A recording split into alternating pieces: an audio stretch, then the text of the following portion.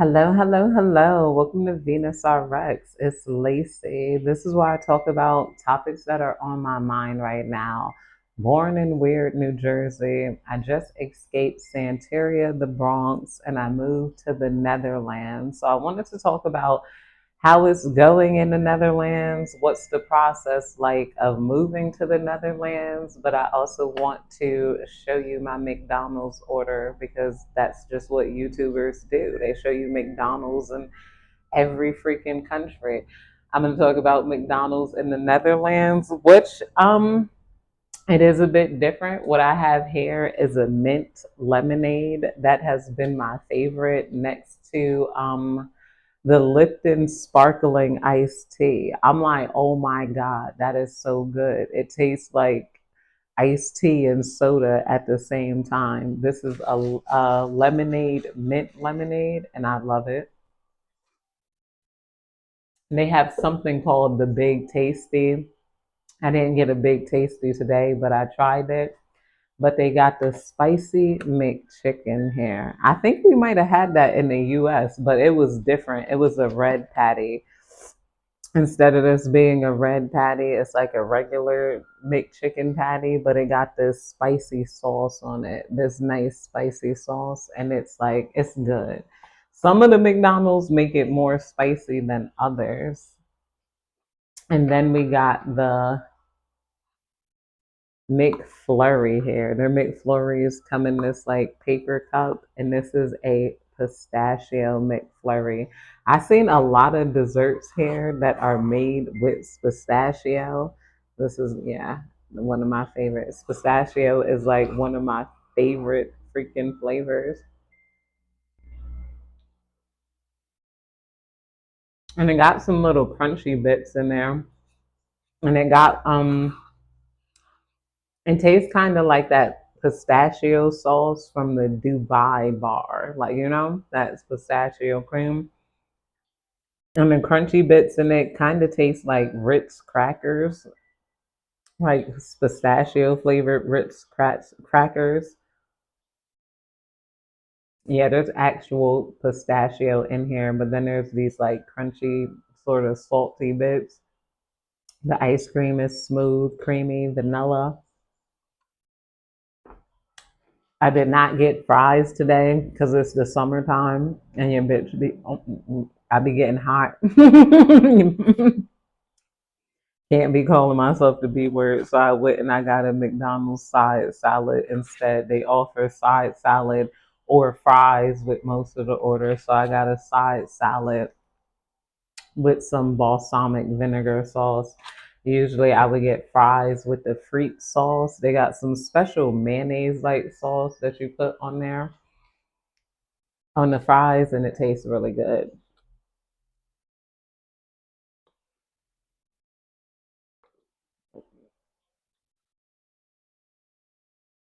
I love this sauce. Mm. And definitely spicy. You can see the little red peppers coming out. It's not overpoweringly spicy, but it definitely has a kick. Mm.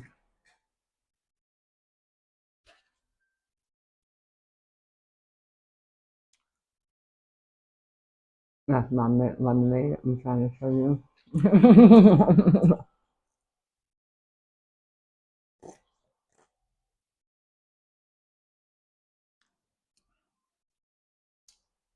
I love it. Some people say mint tastes like toothpaste,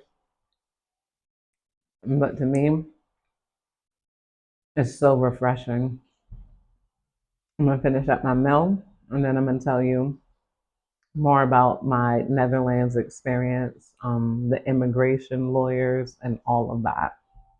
Okay, okay, that was tasty. So let's talk about the process of moving to the Netherlands as an American. And there's quite a few ways to do it. I believe you can get an asylum in the Netherlands if you come from like an unsafe territory. Like the person that I'm working with, the lawyer I'm working with, he was from Philly, so Philly could be like a high crime area. Me, I'm from the Bronx. I'm not going through as an asylum here. The other way to do it is the American and Netherlands Friendship Treaty. You get a DAFT, which is a business DAFT if you plan to start your own business or if you have your own business already.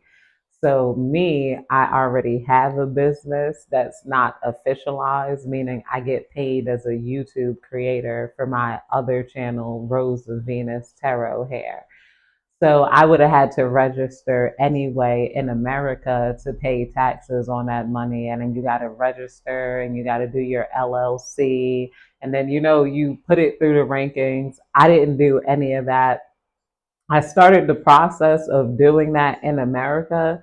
And then I'm like, I wonder if instead of registering my business in America, I can register it in the Netherlands. Me going through the process, I'm like, okay, yeah, this is a little not complicated, but put it like this, as a person with ADHD, I looked into lawyers and then I found out the price wasn't too high. The first lawyer, though, that I spoke with was Chardon and Company. These lawyers, they were actually recommended to me by the AI. They recommended it to me by Grok. They said you can do X, Y, Z first, or you can hire a lawyer. I would say go and look at different lawyers that are going to explain the process to you and go with the one you felt the most safe with. I felt like Chardon and Company, they were charging me a lot and they were like, they were kind of pressed to get the money. They gave me long written forms rather than talking me through the process. When I spoke to, I believe, the Expat company, which is the one I decided to go through. It was a guy. He was like, first of all, I'm from Philly. He's like, first of all, first things first, you need an address.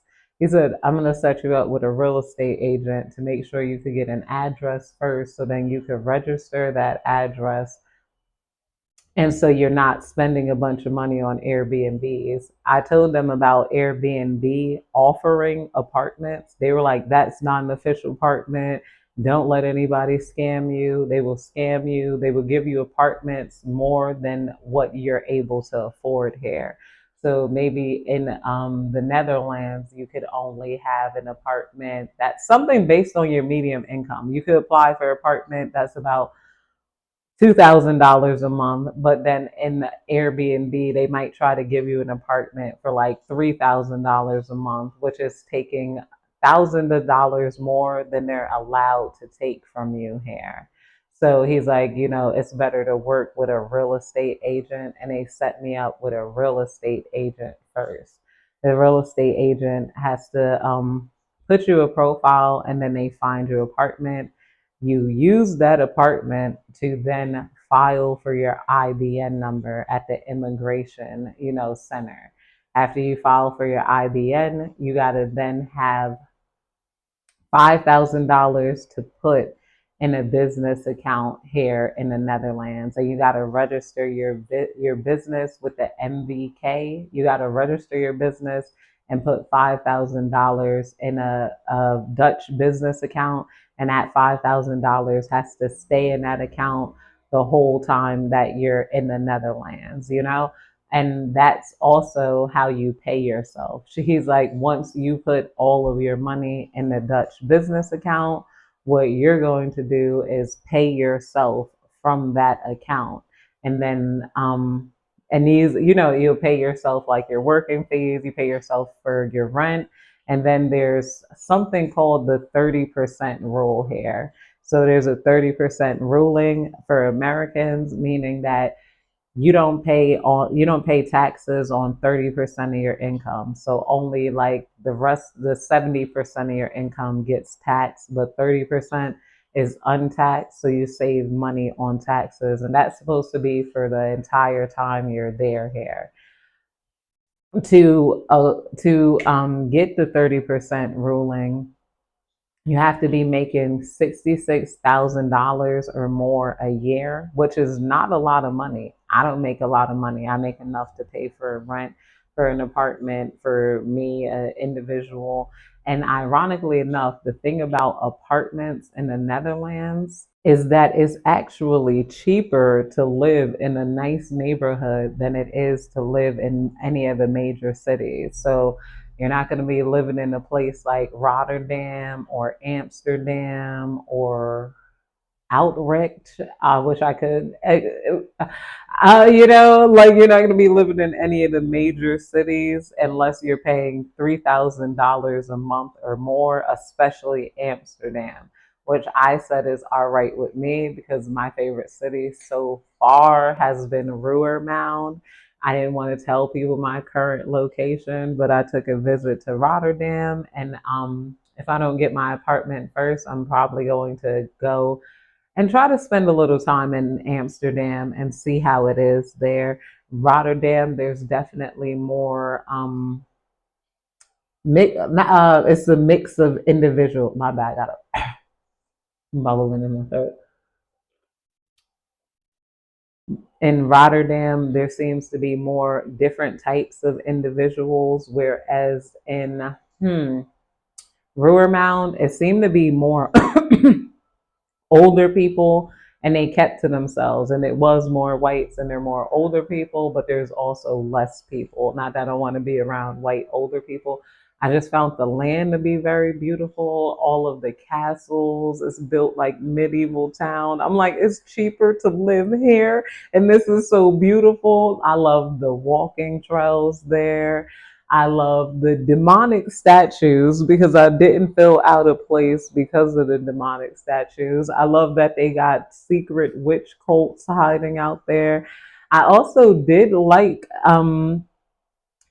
a lot of the guys that were in the woods. They were attractive to me. They were more thicker body people in Ruhrmound. Now that I'm in a major city, I see more skinny minis riding their bikes around. People ride their bikes there too, but there was just more of that the big body Kens, the thicker guys that like in the woods looking like they chopped down, wood and they're fishing there. So, personally, I like that area, and it was just so quiet, so peaceful.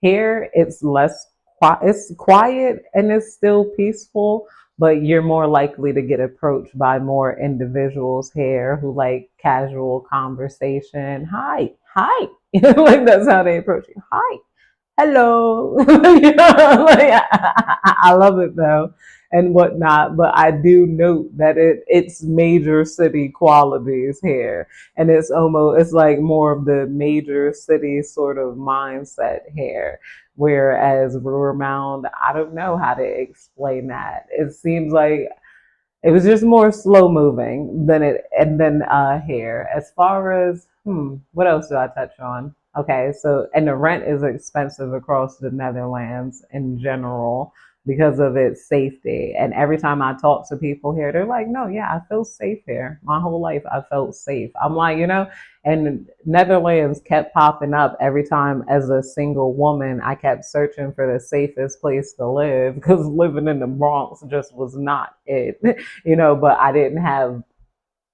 I'm not even going to say I didn't have the money to leave the Bronx. I did not have the freedom to leave the Bronx because every time I had a job, it was located in the Bronx. So it's like, all right, how do I get this money, and like leave too? Like I would have to move somewhere else. And it's more complicated to find an apartment in America than it is in the Netherlands. The more and more I was looking for different apartments because I wanted to move to Nebraska maybe.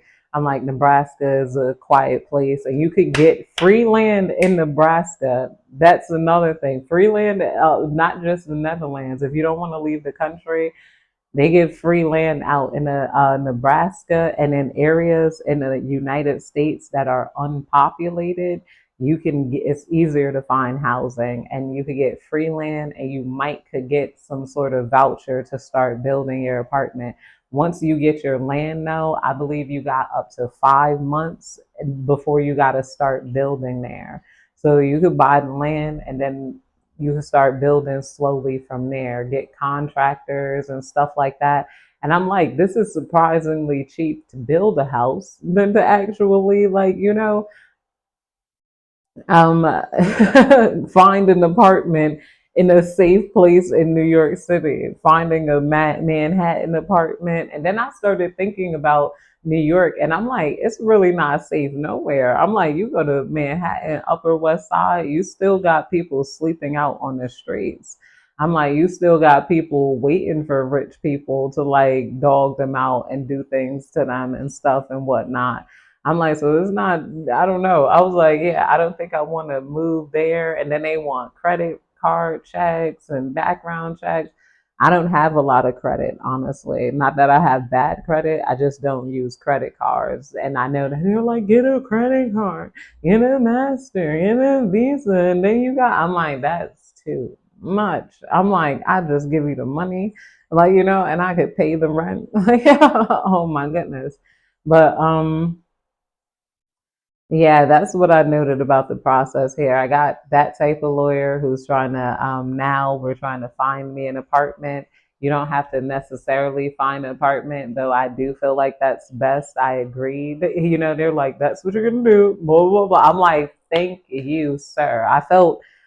I felt safe going with these types of immigration lawyers, but and they charge a fee that's different. He's the what is it, Chardon and Company, almost like $3,000 for their services, and they don't offer much help. They don't offer to help you find an apartment.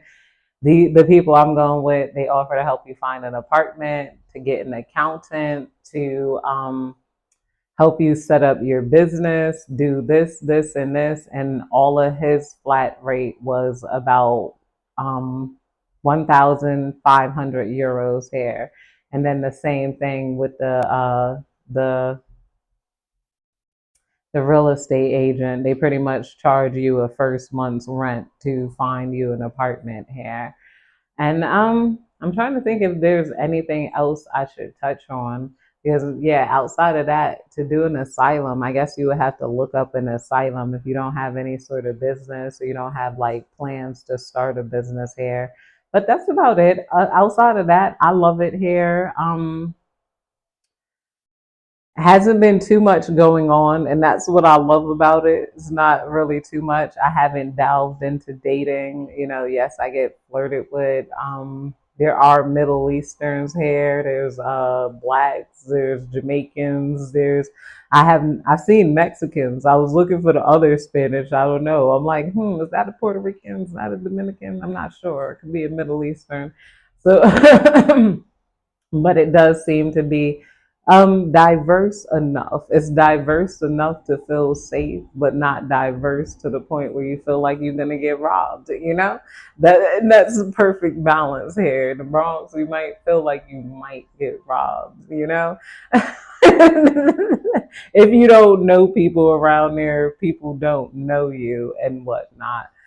But I feel like that's it. I hope you guys have a good day, night, evening. Whenever you're catching this, catch up with me. Hopefully, I got more exciting things to share about you. And maybe I'll re explore. Like I said, I want to go back to Ruhr Mound. I'm hoping that's where I get my apartment at. And then I take people in the woods, and then we go with night vision cameras, and we go do the Blair Witch Project. That's where they burned all the witches at. I want to do the Blair Witch Project all over again, and give you guys some haunted content. You know, um, but that's it. Thank you so much for watching me, checking in with me. Give me a like, a comment, and subscribe. Let me know what you want to know, what you want to hear, what, like, about my move to Europe.